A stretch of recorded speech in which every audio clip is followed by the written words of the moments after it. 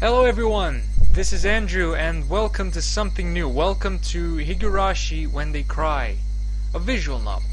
I know I've been very inactive lately and there's not really a good reason for that, but I'm back and I think I'm gonna stick to some anime games I've had my eyes on, like some Japanese games, not necessarily anime.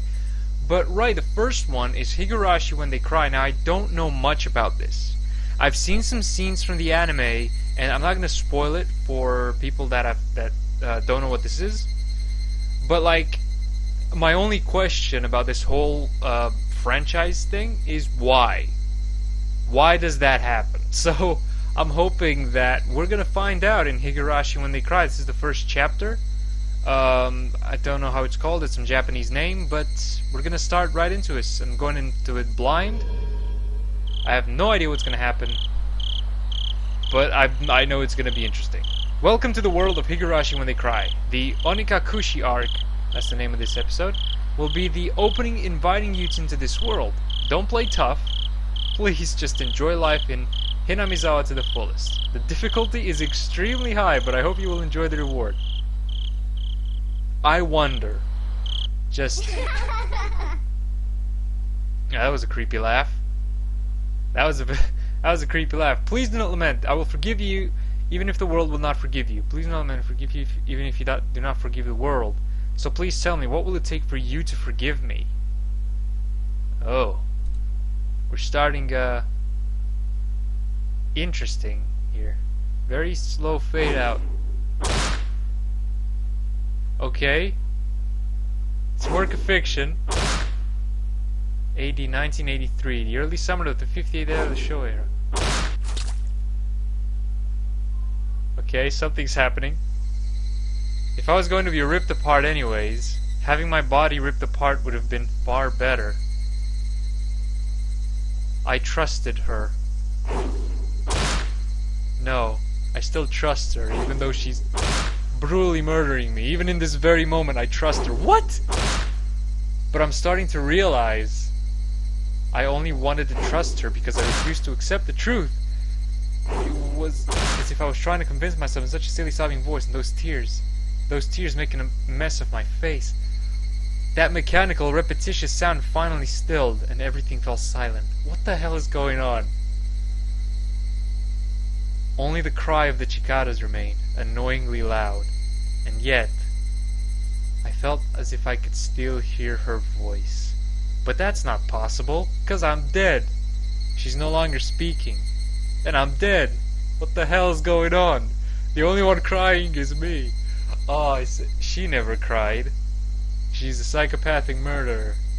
Even when she repeated those words over and over, she never expressed any emotion because there were none to show. If she had no tears to shed for me, then I shouldn't need to shed any for her. Then why this pain? My eyes getting moist. Why was this happening? I still wanted to believe. I hadn't been split apart. Is that literally or in a figurative sense of the word? That's enough, right? Inside me, an inner voice whispered gently. My spirit has suffered enough. Oh my god, and countless times I wondered over whether I should just throw the battle thing away. Except, I've stubbornly refused to do that, haven't I? I'd feel better if I just threw it away. Even knowing that, I chose to believe, didn't I? Only I can understand that painful struggle, and appreciate it.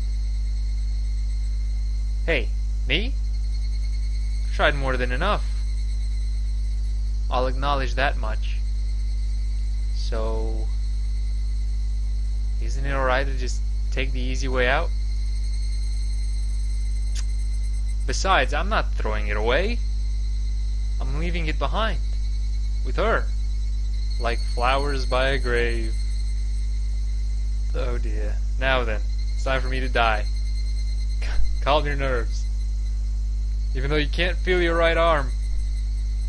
Okay, just lift it up. And with every swing, forget a little more. Excuse me?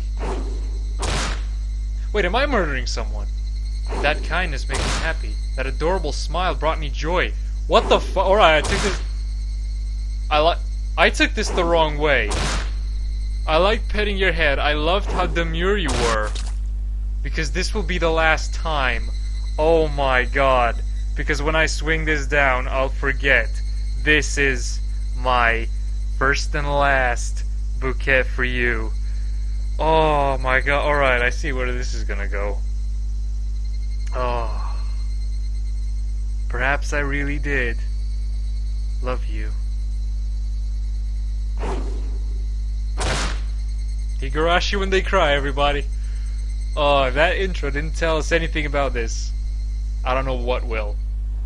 Farewell. I even got an achievement. Farewell. Okay. By that picture there and the achievement, I know what I'm getting into now. Somebody has been apologizing for a while now. Now I can click and actually advance it myself. I wonder what she's apologizing for. It felt wrong to eavesdrop, so I tried to ignore it. Also, I've seen, I think, there's like mainly only female characters in this, so I'm gonna have a lot of trouble voicing them. But the main one is a guy, after all, so at least I got that going for me. So I tried to ignore it. It had been a while since I'd last went to the city. I only returned to attend the funeral of a relative. Even though I'd lived there until last month, I found the bustle of the city to be overwhelming. Those skyscrapers and the multi-lane roads, the melodious cacophony of the crosswalk, even the campaign speech that's blaring in front of the station felt nostalgic. The place where I live now isn't nearly as lively. There's only the chirping of locusts and the babbling of brooks, and the cry of the Higurashi. The evening cicadas. Okay. Rather than making me feel lonely, that quietness had begun to instill a sense of serenity. There's nothing where I'm living now. I don't just mean there aren't any burger joints. There aren't even vending machines. No music stores, no restaurants, and no arcades. Where are you living? Even an ice cream parlor would be unlikely. What? Are you living in the middle of a field or something? The nearest town has some stuff like that, but it's an hour away by bike. But come to think of it, it wasn't really a big deal. There were music stores and arcades and ice cream parlors, but it wasn't like I ever hung out at any of them. I had lived in the city for 10 years and never once been to an ice cream parlor. I've never been to an ice cream parlor either. I've been living here for like 18 years. I should have gone at least once. It's only now that I'm starting to regret that a little. Somebody's still apologizing. Who is she apologizing to? She's apologized so much, so just forgive her already. There's no reason anyone should ever need to apologize so much, except if you've just killed someone. I started to feel a bit annoyed at whoever was refusing to forgive her. No matter how bad the mistake, there's nothing that can't be forgiven. Oh my god, we're gonna regret these words in a bit, aren't we? There's no such thing as an irreparable mistake. You just need to be more careful next time. She's still apologizing, even now. Then, has she really done something that can't be fixed? I have no idea what she's done. But if it can't be fixed, then that's all the more reason to forgive her. No matter how much she apologizes, nothing will change. But even so, she keeps apologizing in such a heartbreaking voice. Hey you, the one she's apologizing to, why don't you just go ahead and forgive her? She's apologizing in such a pathetic voice. I can assume this is a girl that's talking to me. So, I'm just gonna say... Keiichi! No, I can't do that. I can't do a good female voice. You're gonna have to excuse me. Keiichi? We're almost there. Wake up! I was finally Oh, is my dad. Alright.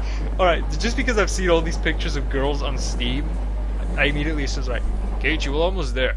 Wake up. I was finally roused from my nap by my father's prodding. Okay. So it was a dream, I think. It seemed the train had reached its final stop. We'd spent hours riding everything from the bullet train to the local routes. It was hard to believe that the landscape beyond the window and the city I was in half a day ago were in the same country. No, that they were even from the same era. From there we'd take a car deeper into the mountains. Are these real pictures, but like stylized a bit? It seems that way. It's different from what I've seen before, but they're pretty. Past where the dense forest encroaching on the mountain road suddenly opened up.